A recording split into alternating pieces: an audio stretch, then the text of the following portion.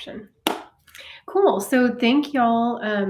Thank you to those of you who joined for the live premiere. And my first question is, hey, boss. My first question is, are videos like that helpful? And if you're just now joining us for the live stream portion, I just posted my newest video. It's over air travel and autism. And for me, I like going through all of the details of everything basically and like talking through things, thinking through them, visualizing them. But in making that video, part of me was thinking this stuff is all really obvious maybe. And maybe videos like this are just kind of like, duh, I already know this stuff. So I'm curious, is that kind of information helpful to talk through kind of stressful situations like the airport, kind of breaking it down like I did in the video of like before, during, and after? Um, and if not, any suggestions you have for other types of helpful content? I'd be interested to know your feedback. And honestly, like this channel is for y'all, so don't worry about hurting my feelings or saying the wrong things, because genuinely, like that's why I want to be here, is to help the community, and I get a lot of great feedback and suggestions from all of you. So um, also, I have a few like points or a few questions that I had written down while we were watching the video, but this time is for y'all as well. So if you have different topics that are kind of spurred off of this conversation, post questions in the discussion over to the right, and I'll be checking through those. I'm not the best at like integrating those questions into the conversation, and it kind of takes my brain a little bit of time to switch gears. But yeah, just any questions or feedback or thoughts that you have related to air travel or not, put in the side discussion over there. Okay, I'm glad to hear that the video was helpful. I used a lot of suggestions that y'all had shared with me. I hope Sue Ann can find her way over here. She suggested the sunflower lanyard, which I hadn't heard of. That was new to me. So when I was researching that, there is an initiative. You'll notice that my ring keeps changing fingers. There's an initiative called the Sunflower Lanyard Project. I'm still not the best person to talk about this, but I think Orion has a video on this, I heard. So it's a green lanyard with yellow sunflowers, and it's a way to communicate about invisible challenges or disabilities. And so that might be something new that you could look into whenever you're traveling, to help communicate things that you need other people to know without talking, because sometimes talking can be extra stressful, especially when we're traveling. Ooh, Martin, planes are your special interest. That's quite a dichotomy, isn't it? You love traveling, but you hate it at the same time. So do you have a particular type of plane that you're really interested in? I'm curious to hear more about that. It's a guy thing. Every video is a wisdom pearl. That's so sweet. Thank you. I really do put a lot of time into it, because I think I'm just so grateful that I've found people that I can relate to, and people who I feel like I can help. And I always want to be open to what is working and what's not working. But I was just thinking, like, if I had a video like that to watch before I went on a plane, I would watch it. If nothing else, just to be like, okay, I've thought through everything that I can think through, and, double check on my bags and stuff. So, but thank you. I'm glad that it comes across prepared. I used some new video editing software this time around, and it took so much longer because I wasn't used to it. And it's also like, I guess maybe like kind of like driving a Ferrari or something. It just has so much power that I think my computer was freaking out a little bit, because it's not used to managing all of that. So yeah. Yay, there's Sue Ann. Cool. So if you're just now joining us, I have some points and questions prepared from the video that we were talking about, but if other topics come up, feel free to post it in the discussion, and we'll just make this a time for all of us to kind of explore, because I know it can be rare to have time with other, look, it's on this hand now, to have time with other autistic people to share experiences, ask questions. Hey, do you ever deal with this too? So this is your space to do that. Oh, y'all are so sweet. Stop it. Have you seen that? There's a video where they're like, Stop it. Stop it. No, I'm just kidding. Thank y'all so much.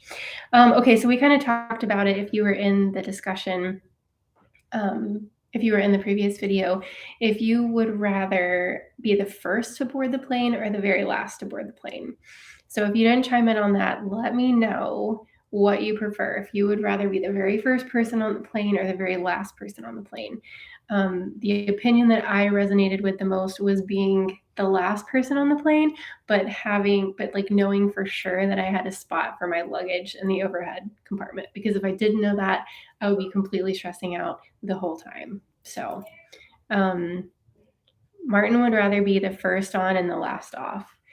I like I feel like getting off last would be really nice because you're not like waiting for everybody in front of you. But by the time the plane lands, I am so ready just to jet off, like no pun intended. I'm so ready to get off the plane that I will stand and be crowded around everybody else around me because I just need to get off the plane. But yeah, I don't know. I definitely see the appeal in getting off last. M3 honestly would rather be first. Elizabeth would rather be last. Voss would rather be the last one. Suanna would rather be first. That way you can look out the window and ignore everyone. That's what I did this time around. I wasn't first on, but like as soon as my group was able to board, I boarded and then I just sat down and I like got my little cocoon ready and like put all my stuff on. And I could tell when the guy next to me sat down, he was there to make a friend. And I didn't want to be mean, but I also was trying to like I'm trying to give myself, like I said in the video, I'm trying to allow myself to do self-preservation things more often rather than overexerting myself to make other people happy, which sounds like maybe a lifetime goal or journey. So I just got my little cocoon all set up and I didn't worry too much about what my neighbor was wanting to do. And it was really nice. That was the first time I had let myself like totally zone out. And again, I couldn't do that if I had my kids with me. But as part of the reason, like that alone was part of the reason why I wanted to make the video because I was sitting there in the flight and I had my eye mask on and I had my face mask on and I had my fleece like wrap with me and I had my headphones on and it was like the most calm I had felt on an airplane and it felt like I was finally able to disconnect a little bit and I think it was because I gave myself the permission to just disconnect and like not interact and not have to be available in case anybody needed me and not having to like be gracious and thank the flight attendant for offering me food. I just like let myself do whatever I needed. And it made such a big difference for me. I was really surprised. Like it was a much better experience than normal. Still not good because I don't like flying, but it was better. So I hope some of those things that I shared might help you as well. It sounds like a bunch of y'all just don't fly, which is really interesting. Really interesting. Let me catch up over here.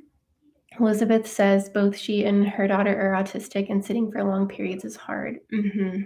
Yeah, fidgeting is important. Nathan usually need to use the restroom too and want to get off as quickly as possible. Fox and a Coconut, which is such a cool name. I usually wait on my seat for everyone to go out with my music or a movie, and then it's much more relaxing to leave the empty plane. I can agree with that. What was I going to say?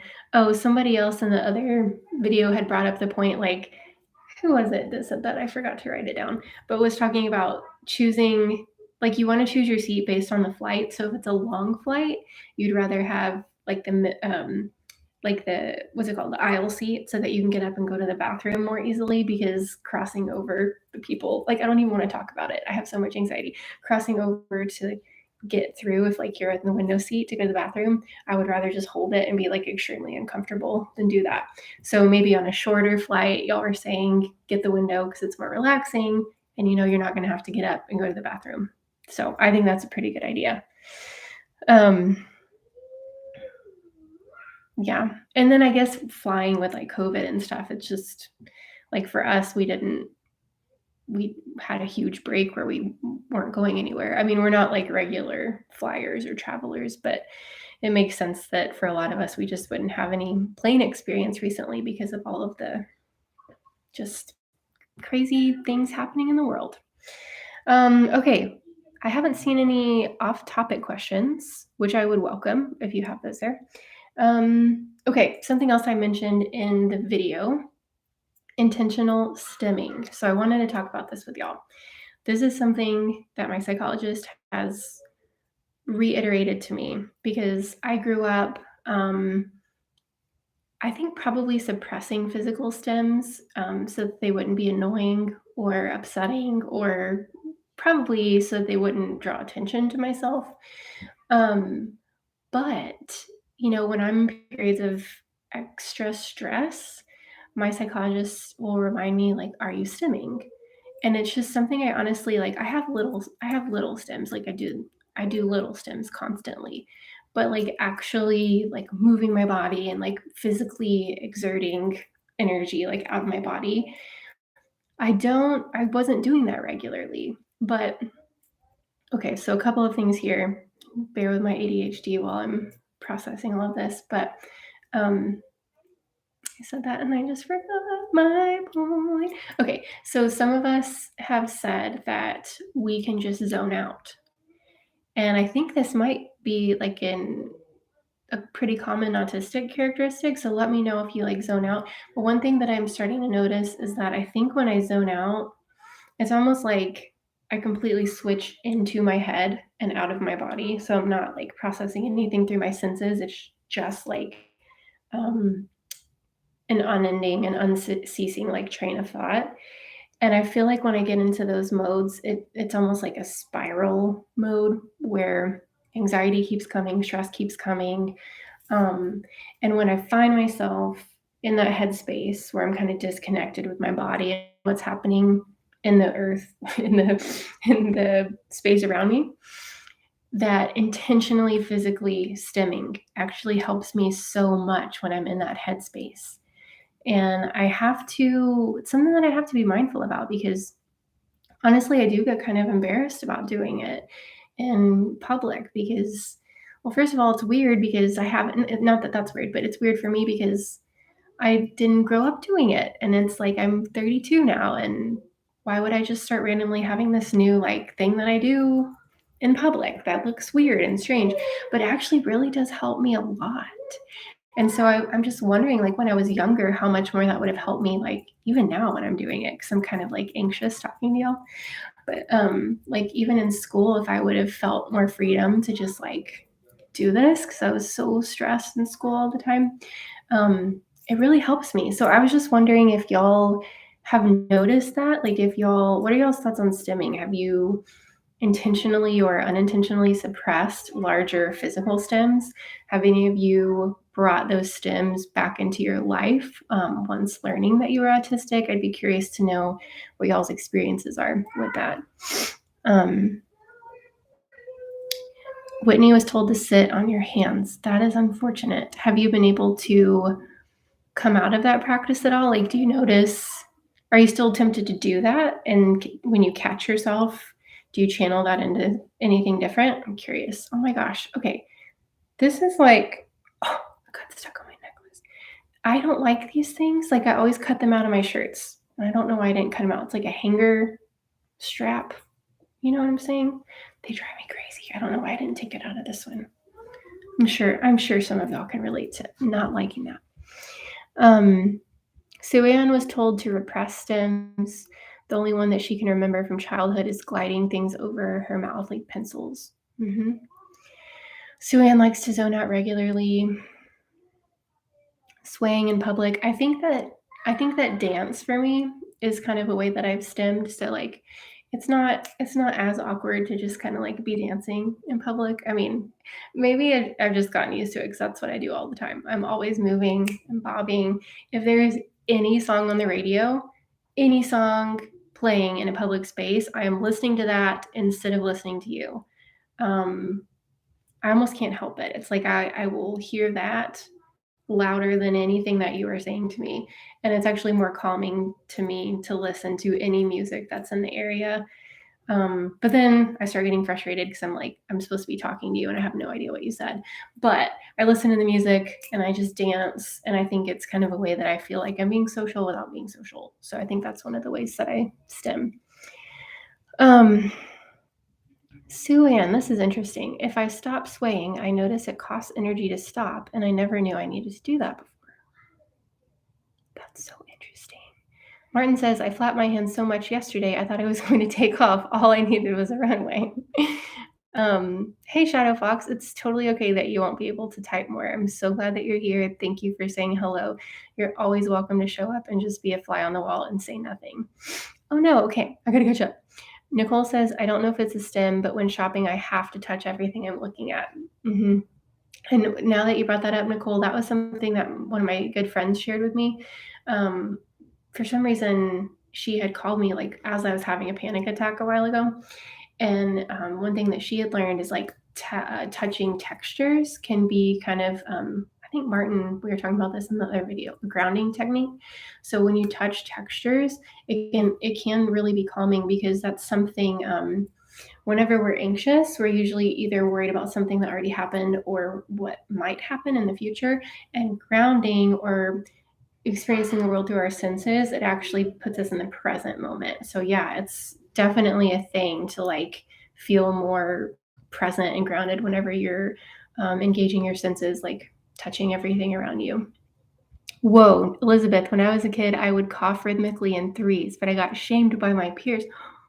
Oh, that sucks.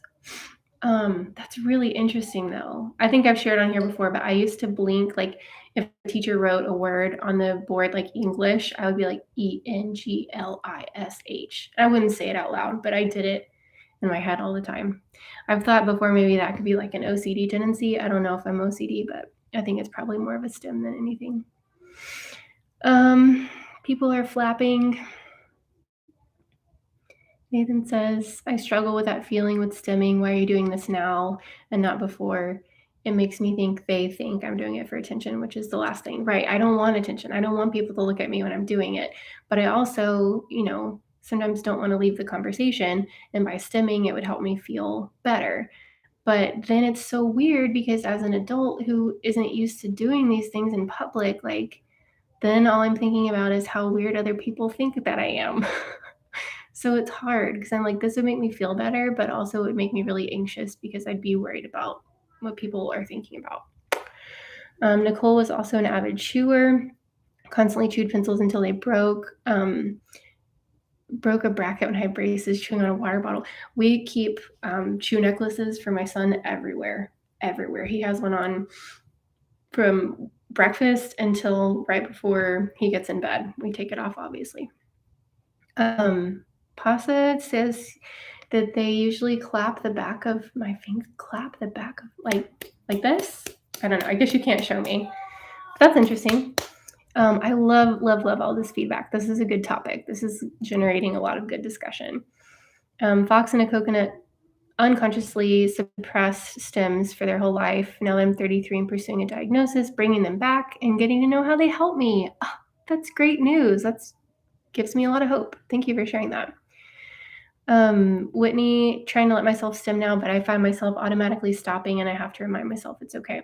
Yeah, Whitney, that reminds me a lot about, it can seem so simplistic, but just having the awareness of that is really important because first becoming aware of something is how we can implement change. So just kind of being an observer and realizing, okay, I just stopped stimming, just taking a note of it, not being judgmental about it, and just kind of being curious about why did I stop and would it help if I kept doing it? So just that gentle awareness I think is so important. M3 honestly says, I always use self-massage and stretching and dance as stims because I can be discreet in school and I would chew on pins. But now that I know about my autism, I've tried flapping and rocking and love. People have said stuff about their mouth. Like I'm always pressing on my mouth. I'm not doing it while I'm talking because it looks obviously weird.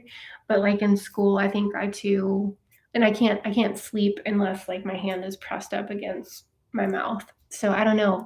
I've heard that not just in this discussion, but in other discussions before too, the need to have pressure against like this part of your face. It's really interesting. Bring a Rubik's Cube everywhere. Those things frustrate me. I've never been able to solve one. Emma McAdam does a great video on grounding. I'm going to write that down. Always looking for good mindfulness videos. Is this an autistic YouTuber or just a cool mindfulness YouTuber? Thank you for the suggestion. Hey, we got new people in here. Sue Ann says, when I stim in public, I always run into my lifelong habit of not wanting to draw attention to myself. Yeah. Yeah, same. Oh, Martin's excited about the Rubik's Cube. Yeah, get a Rubik's Cube. I'm sure that could be really satisfying for some people who aren't enraged by them.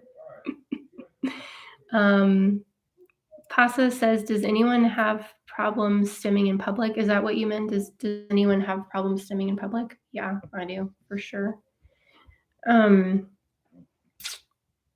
Clap the back of my fingers both sides like a punch. Like maybe like that. Trying to figure out how you stim. That's kind of satisfying. I mean, your stim is obviously the most important thing is that it works for you. Oh, I'm sorry, Gemma, that you got overwhelmed at an event you were at earlier. But it sounds like a good decision that you came home. Hey, Jessica, is that like Finn? Trying to figure out what that is. Okay, so let's take maybe 5 or 10 more minutes here to just finish up any last thoughts. Any other topics y'all are wanting to cover? I think stimming was a really good one that brought up a lot of thoughts. Let's see if I have anything else that big topics I was wanting to talk about. We talked about zoning out. Okay, here's an interesting one. I mentioned this very briefly in the video. Go ahead and put your suggestions on the side if you want a different topic. But fiction versus nonfiction. I'm interested in this, okay, because I kind of have this working theory and I would really love to see how this plays out on a large scale. That there are people on the spectrum in both camps. So I feel like people on the spectrum are either like super fiction-y, like they love cosplay and they love, like, I'm not trying to generalize, but we've got like Dungeons and Dragons and we've got world building and kind of escaping into different realities. Like I feel like that's kind of one heavy-sided piece of the spectrum. And then I feel like there's another piece of the spectrum where it's just nonfiction and it's like research and learning and like wanting to know more and never being able to know enough and constantly like surrounding yourself with knowledge and articles and medical journals. So I'm not saying that you can't have both and be like a combination of the two, but I'm just interested to explore this more because I feel like it might have something to do with how autism presents, like whether you gravitate towards fiction or nonfiction. Because I think both of those categories require very different skills from our brain. And so I'm interested to know how that correlates with how autism presents, if that makes sense. So if y'all have any thoughts on that, I'd be very intrigued to hear what your thoughts are. Literature is one of your special interests. I don't know if I've shared it before, but my husband is a literature professor. So you can see the bookshelf right there. That's one of many bookshelves that we have in our house. And he has so many books. I like reading too, but he reads so much. If I didn't have ADHD, I think that I would read a lot more, but sometimes I open a book and I'm like, I just read that sentence 27 times and I don't know what it said. Okay, y'all aren't telling me if you're fiction or nonfiction people. Are y'all in the middle? It's okay to say you're in the middle. Good night, Passaggio. Oh, I'm so glad you like this community. Good night, Martin. Thank you for being here. Must fly. Nice. Yeah, and we're wrapping up here too. We'll probably just take a couple more minutes. M3, honestly, weird eating habits, like not food themselves, but how we eat them. I really like tearing things into bite-sized pieces and if rolling them into little balls and eating cooked veggies with my hands. So Anna's a big time fiction reader. I'll come back to the food thing in just a second. Nicole says probably nonfiction. So I might guess that that's not like, you're not like nonfiction, but it's kind of like if you had to choose. Okay. Whitney likes both fairies, dragons, magic, but also like true crime and history. Sue Ann, I don't know. I feel like she feels like an anomaly because she seems to prefer nonfiction. I don't I don't necessarily think that's true because they're changing some literature. They're changing some resources, like some autistic questionnaires and diagnostic tools have in the past like indicated fiction as kind of like an autistic trait, but they're changing it in some things that I've seen and updating it because it's just not. I think it's kind of a stereotype maybe that we all like fiction. So I don't think that you are weird or stand out or anything because I mean, first of all, I'm nonfiction for sure. Like I would much prefer if somebody is like you can only read fiction or nonfiction for the rest of your life and you have to choose, I would be like, that's so easy. I will only read nonfiction for the rest of my life with a smile on my face. I would not even be sad. My husband would be like crying right now. He's like fantasy and sci-fi all the way. Um, Fox and a Coconut, nonfiction, work in academia, and read paper also in free time. Elizabeth has phases, mystery phase, horror, bestsellers, and now nonfiction. Nicole, right, no strong feelings towards either, depends on the story or subject. It's okay, M3, honestly, it's totally fine. Like things can be posted out of order in the chat. It's no big deal. Sue Ann says, do you prefer nonfiction used to be on the Aspie quiz? Trying to think of how to word that. I don't know. I'll have to formulate my thoughts on that. I feel like the one that I saw it on recently was it the Aspie quiz? It might have been. I don't know. On embrace-autism.com, they had reworded one of the questions, and however they reworded it, I know this is so vague. I was like, yes, that's how it needs to be worded. I'll get back to you on that. Contemporary fiction for young readers. One of my friends just got a young adult book published, her first book, and I'm really happy for her. Okay, the weird eating habits, we can close with this today. Weird eating habits, y'all, let's light it up. We all have weird eating habits, let's be honest, right? What are your weird eating habits? Let's help M3 honestly feel less alone. Yeah, and when I was little, I would like roll my bread up into the little balls, and I really like that texture a lot. I'm just eating the little balls.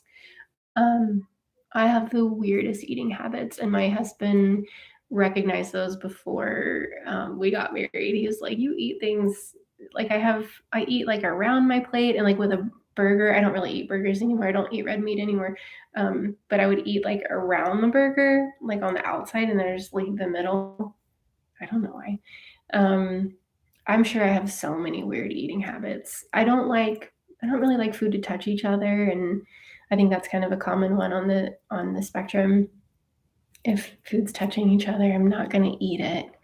If it's been sitting out for a while, I won't eat it. Not like if it's gone bad or anything, but just like if I walked away from it and I didn't see who was around it, I'm not going to eat it anymore. Like if I'm at a party or something, I'm like, oh, I'm going to run to the bathroom and come back. No, I'm not going to eat the food that's on my plate. Let's see. Still getting comments about fiction and nonfiction. Suan's son rolls bread up into balls. I know y'all have other weird eating habits. Y'all are just being shy. But you're not alone, M3, honestly. That's for sure. That's for sure a thing. When my kids' school was like interviewing me questions about like autism screening questions, they asked about food habits, like weird food habits. That was on one of the things they asked about. So Nathan says if it takes too much effort to eat or if it's too messy, I'm out. Yeah. Yo, I use so many napkins. Like it's embarrassing how many napkins I use when I eat. Seriously. Because I like sometimes I feel bad about it because I want to be consciously like doing better for the environment, but I use so many napkins. I know you're gonna say like reusable napkins, whatever. Okay, I know, I hear you, but I use a lot of napkins and I make a mess. My best friend will tell you anytime we eat salsa, it's like I can't. Ooh, and I have another weird thing after this. I can't like judge the distance. I don't know. Like I'll scoop the salsa and then like I'll like anticipate it being there before it is, and then I mean, whenever I eat chips and salsa, it's a disaster. And she makes fun of me because she's rude. Not really. The other thing I was gonna say, this is weird. I have to use like a short, there's like shorter, like it's dessert forks and dinner forks. The dinner forks are longer. I can't judge, like, the length of the dinner fork. Like, I always not always, but oh, it hurts my teeth to even think about it. I I think it's this, like, the salsa thing, like, I don't like, my depth perception or something, like, I bite on the fork because I forget how long the fork is, and so I have to use, like, the shorter dessert forks, so that's weird. That's weird. I guess, like, kid forks or something, so that's strange. Okay. Nathan uses half the paper towels in their house. I'll share this for environment lovers. There are bamboo paper towels that are washable, and I do have some of those. I just need to be better about using those. Whitney needs things to be a proper temperature to eat. Yeah, I'm not going to eat cold anything unless it's supposed to be cold. And if it's supposed to be cold, it needs to be really cold and not lukewarm, or I'm not going to eat it. Fox and a coconut, when they eat sandwiches, they eat with the pinky lifted. Hate dirty fingers and dirty lips. Yeah, using the napkins to clean all the time. That sounds like a trend here in our group. All right, just finishing up here. Temperature is very big. Nicole says she's also a very super messy eater. If I reference you and I use the wrong pronoun, just correct me, okay? It's not like a weird move. Just please correct me. Um, Nicole also somehow gets sauce on their forehead. Oh man. Something else. Who said this? Was this Paige Lale or Alexandra Pearson? I can't remember. Somebody said that they hate the sound of dishes, and I would have never been able to have the words for that until she said it, and I was like, I do too. Like glass dishes when you're stacking dishes in the cabinet, I hate that sound. And they switched to bamboo plates, and that sounds like heaven, like so much quieter, right? So that's kind of on my list, on my dream list, is to switch our stuff to bamboo or something that's softer because I do not like that clinking, like when you're loading the dishwasher and then taking everything out. It's really upsetting. It's one of those things where, like, you don't know that that really upsets you, but it's like the combination of all the different sensory stuff becomes, then all of a sudden you're like, why am I so frustrated? Why am I in like meltdown mode? So things like loud dishes can do that for me. Yeah, clinking dishes. So, okay. Well, my kids got home from school pretty recently, so I'm gonna go hang out with them. We had a weird week here in Texas. The kids had Monday and Tuesday off. Monday was President's Day, and then they gave them an extra day. And then Wednesday, it started sleeting, like ice rain. And so this school called us and was like, y'all need to come pick, everybody has to come pick the students up because the roads are getting bad. So they had a half day on Wednesday. And then school was closed Thursday because the roads were so icy. And so then they went to school today, and today was like their first full day of school this week, and now it's the weekend. So totally bizarre. Our routines are all out of whack, which is so fun. Not. Paige Lale. Okay, so you must have heard that too. Yeah, bamboo plates. Let's make it an autistic thing. Not sitting near a kitchen in a restaurant. Yeah, it gets too loud. I've been wearing my earplugs more at restaurants, and it seems to help. Okay, so I'm gonna go hang out with the fam. Thank you all so much for being part of the premiere, for being here for the live discussion. If there was a question that was not answered, feel free to leave it again in the comments below because I do check all of them. And if you didn't already like the video, that would help me out a ton. And maybe share anything that was helpful to you with other people that might find it helpful. And you can always, I should have mentioned this at the beginning. This is something new. Like if you go down to the very bottom below the chat feed, it says like show your support for Mom on the Spectrum. And when you click on that, you have the option to either do a super sticker or a super chat. We can use this next time, but I'm just telling you. So if you click on one of those, there's options to like use different stickers in the chat, which will help your message stand out. And anything that I think there's like a small price for each of those stickers, like $1 or $2, and any of those donations go to the channel. So if you want to have fun with that next time we do a live discussion, that would be awesome. So y'all all have a great evening, and I will talk to y'all in the next video. All right, bye.